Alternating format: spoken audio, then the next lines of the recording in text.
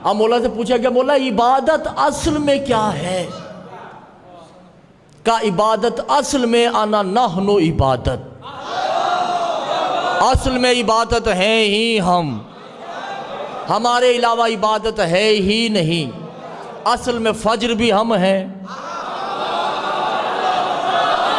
ज़ोहर भी हम हैं, असर भी हम हैं, मगरिब भी हम हैं, इशा भी हम हैं, जुमा भी हम हैं, ईदैन भी हम हैं, हज भी हम हैं, कुर्बानी भी हम हैं, ज़कात भी हम हैं, खुम्स भी हम हैं।